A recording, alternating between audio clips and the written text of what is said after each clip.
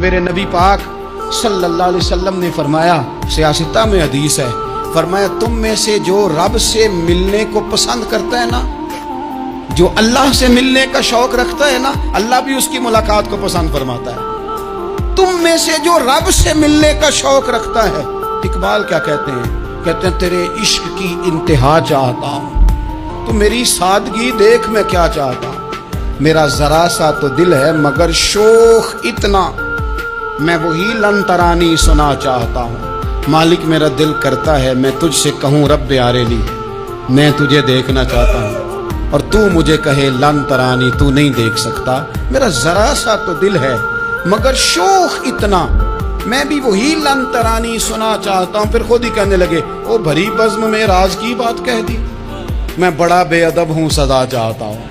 یہ تو سب کو بتانے والی بات ہی نہیں تھی جو میں نے بتا دی، بھری بزم میں راز کی بات کہہ دی۔